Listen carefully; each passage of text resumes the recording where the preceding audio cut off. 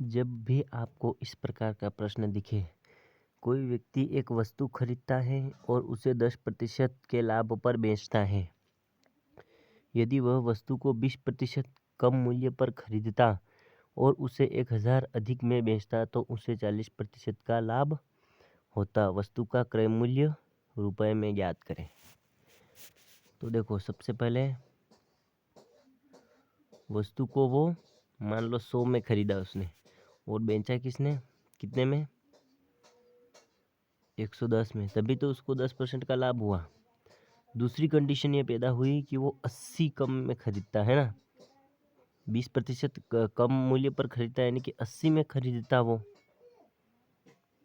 है ना, और क्या कर रहा है, और 1000 अधिक में बेचता तो उससे 40% का लाभ होता है, यानी कि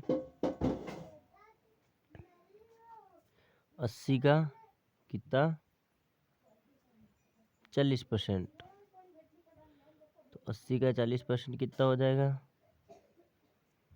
8 चौक 32। तो इस 32 को यहाँ पर प्लस कर दो। तो अब देखो टोटल कितना हो गया, यहाँ पर कितने में बेचेगा वो, तो 80 प्लस 32 यानी कि 112%। 112% में बेचेगा। पहले वो 110% में बेच रहा था तो उसको 10% का प्रॉफिट हो रहा था। अब वो 112 में बेच रहा है ना, 112% में, तो उसको कितना हो रहा है, 40% का प्रॉफिट और 1000 रुपये अधिक, यानी कि इन और इन दोनों के बीच का अंतर देखो, इन दोनों के बीच का अंतर है 2%। कितना है, 2%। और 2% बराबर किसके बराबर है, ये 1000 के बराबर, यानी कि 1000 अधिक में बेच रहा है, यानी 2% का डिफरेंस आ रहा है। तो यहाँ पर देख लीजिए आप, 2% बराबर यदि 1000 है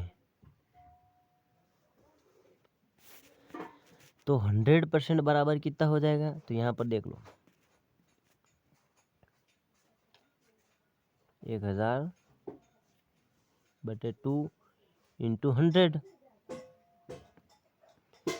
तो 2 एकम 2, 2 एकम 2, 2 पंज 10, 500, 500 इंटू 100 तो कितना हो जाएगा यहाँ पर 50,000, यानी कि 50,000। और अपना option number A is right answer है, यानी कि वह उस वस्तु को कितने में खरीदेगा, कॉस्ट प्राइस क्या है उसका 50,000।